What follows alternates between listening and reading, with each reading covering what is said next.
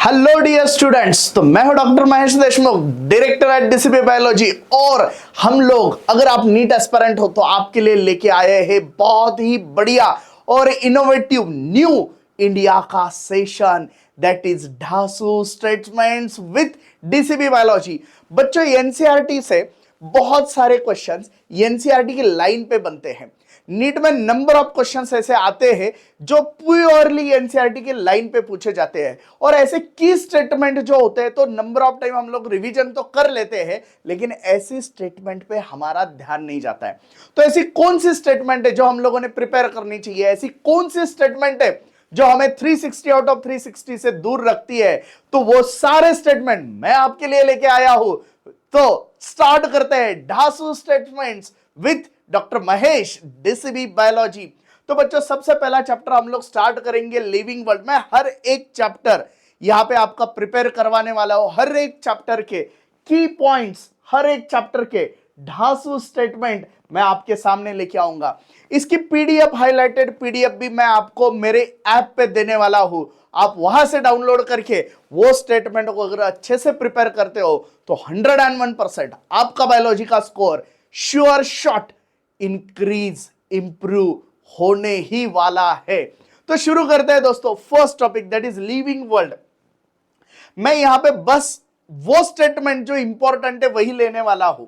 Okay, तो बाकी NCERT तो आपको पढ़नी ही है, लेकिन ये स्टेटमेंट आपको बहुत परफेक्ट करना है।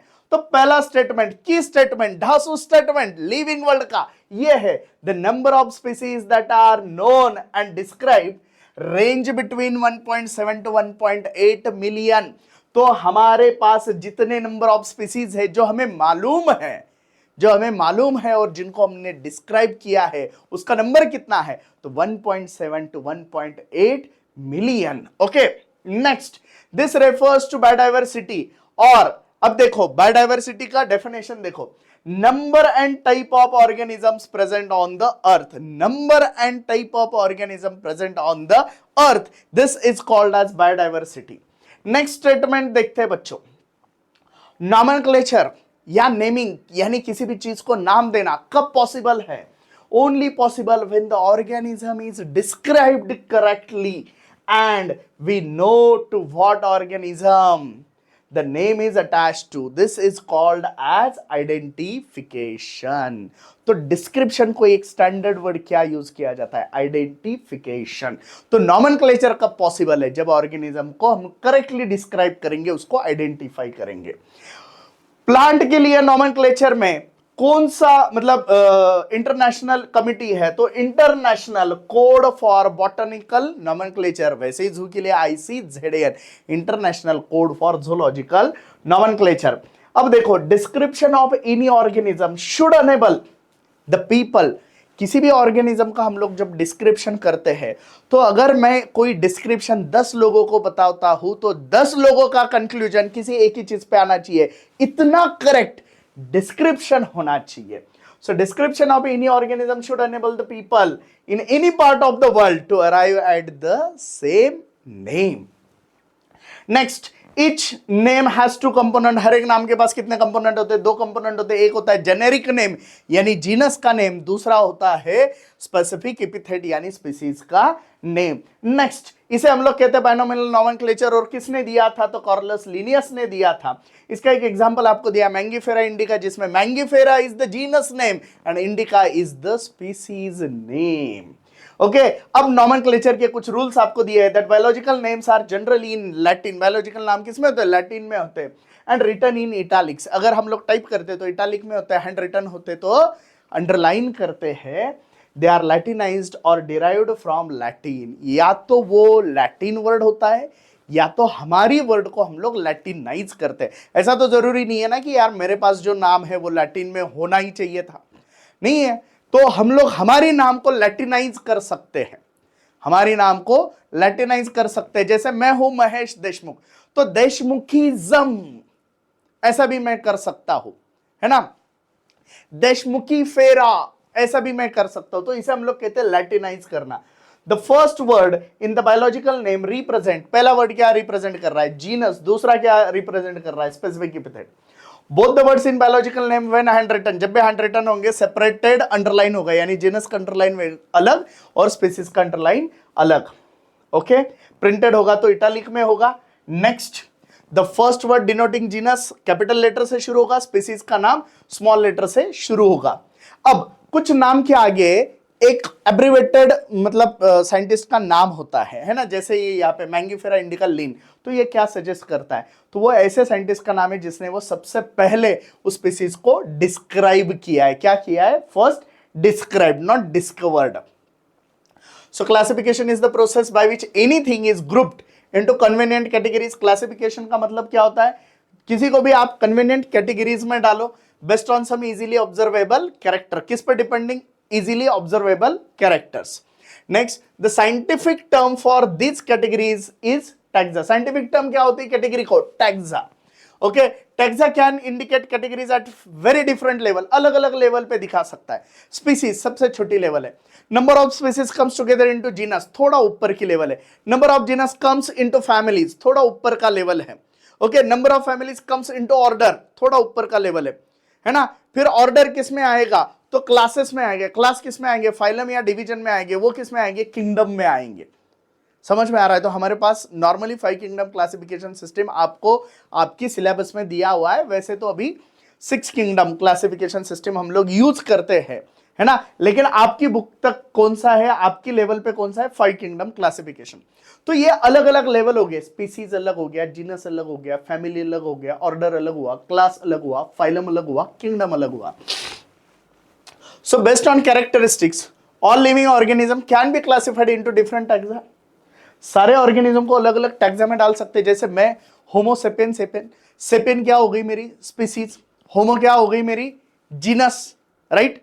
होमिनिडी क्या हो गई मेरी? फैमिली। तो अलग अलग कैटेगरी पे मैं डिवाइड हो रहा हूं, है ना। इसे हम लोग कहते हैं टैक्सोनॉमी। क्या कहते हैं? टैक्सोनॉमी। अब टैक्सोनॉमी में क्या क्या चीजें इंपॉर्टेंट है मॉडर्न टैक्सोनॉमी में, वो देखो। External and internal structure along with structure of cell, development process, ecological information of organism are essential and form the basis of modern taxonomic study. किसका है वो?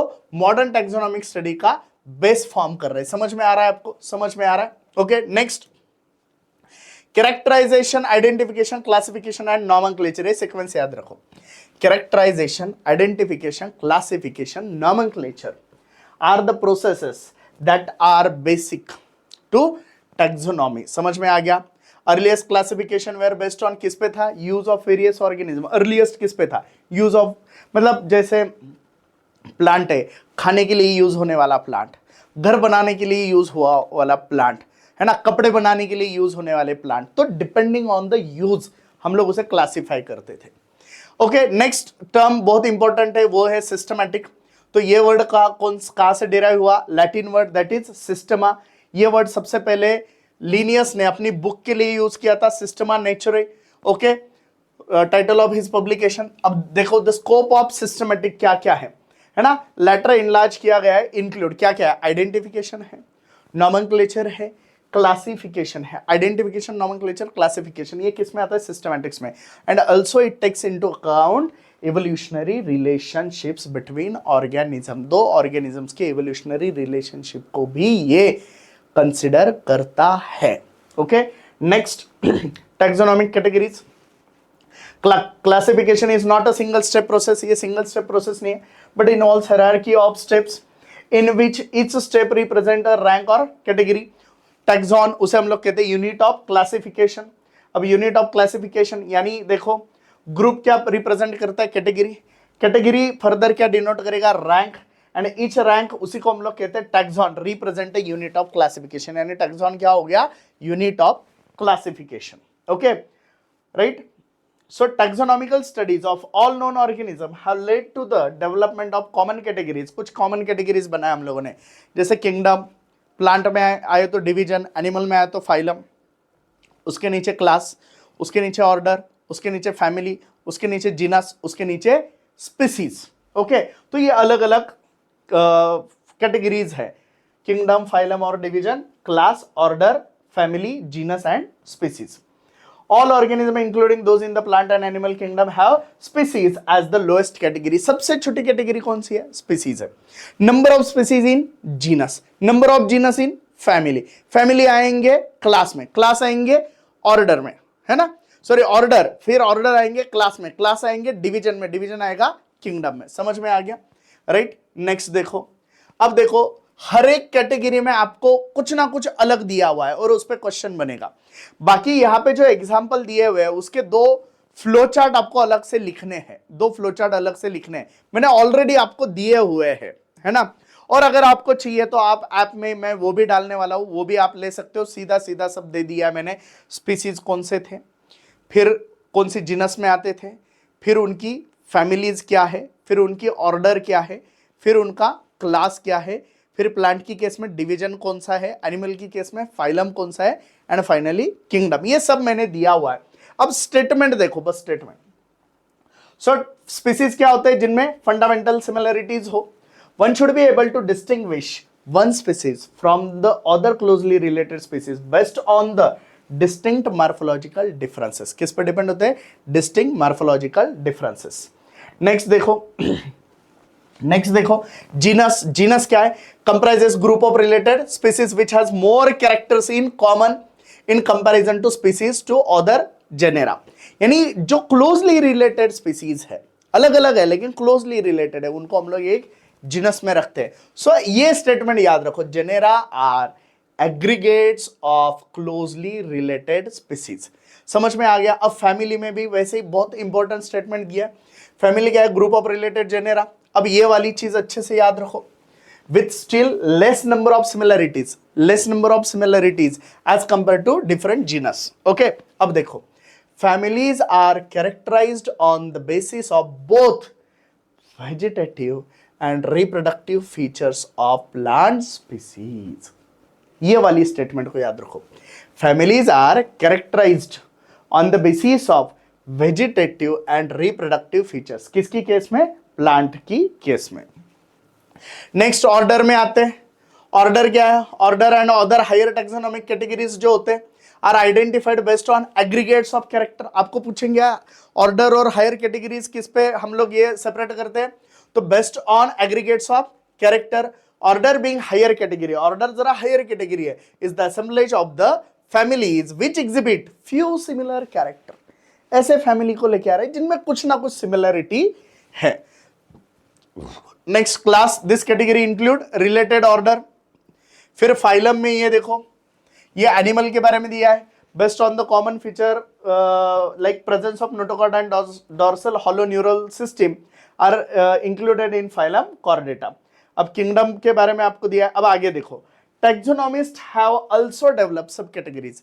यानी हम लोगों ने ये जो बनाया है किंगडम, फाइलम या डिवीजन प्लांट की केस में, class, order, family, genus, species, इनके हमने और सब कैटेगरीज भी बनाए हैं. Next, higher the category greater is the difficulty of determining the relationship to other taxa. जितना आप ऊपर के लेवल पे जाओगे उतना दो अलग अलग टैक्सा में आपको मतलब कोरिलेशन ढूंढना मुश्किल हो जाएगा, है ना, एट द सेम लेवल. यानी दो स्पीसीज में आप रिलेशन ढूंढना इजी है, दो किंगडम में ढूंढने जाओगे तो बहुत मुश्किल हो जाएगा. Okay, so hence the problem of classification become more complex. ये वाली लास्ट वाली स्टेटमेंट अच्छे से याद रखो. अब यहाँ पे बच्चों आपको ये एग्जांपल दिया है, ये एग्जांपल आपको जैसे के वैसे याद रखने होते हैं. जैसे मैन का देखो, बायोलॉजिकल नेम क्या है हमारा? होमो सेपियन. हमारी जीनस क्या है? होमो. स्पीसीज तो दिया ही नहीं, स्पीसीज सेपियन है, जीनस क्या है? होमो. Family Hominidae. ऑर्डर क्या है हमारा? प्राइमेटा. ऑर्डर क्या है हमारा? प्राइमेटा. क्लास मैमेलिया और फाइलम कॉर्डेटा. दूसरा दिया है आपको एनिमल का example housefly, Musca domestica, species domestica, genus Musca, family Muscidae, order Diptera, class Insecta, phylum Arthropoda. अब यहाँ पे दो प्लांट के एग्जांपल दिए आपको, mango, Mangifera indica. Indica species का नाम हो गया, genus Mangifera, Anacardiaceae, Sapindales, Dicotyledonae, Angiospermae. और last wheat Triticum aestivum, Triticum Poaceae, Poales, Monocotyledonae, angiosperm. ये एग्जाम्पल को भी अच्छे से याद रखो, किसका जीनस कौन सा है, किसका फैमिली कौन सा है, किसका ऑर्डर कौन सा है, किसका क्लास कौन सा है, किसका फाइलम, किसका डिवीजन, है ना। ये अच्छे से याद रखो क्योंकि इस पे क्वेश्चन बहुत बढ़िया बनते हैं। तो दोस्तों कैसा लगा हमारा ये पहला सेशन डासो स्टेटमेंट विद डीसीबी बायोलॉजी। अगर आपको ये पसंद आता है तो अपने दोस्तों के साथ लाइक और शेयर करना मत भूलिए, और ऐसे ही सारे लेक्चर्स देखने के लिए हमारे इस चैनल पे वन शॉट लेक्चर भी है, पीवाईक्यू के भी लेक्चर है, और ये बहुत ही नया सेशन हम लोग लेके आए हैं आपके लिए, दैट इज डासो स्टेटमेंट। तो ये भी आपको पूरे 32 चैप्टर्स के मिलने वाले हैं। तो अगर आपने ये चैनल सब्सक्राइब नहीं किया है तो इस चैनल को सब्सक्राइब करो और वीडियो को लाइक और शेयर करना मत भूलिए। तब तक के लिए थैंक यू वेरी मच।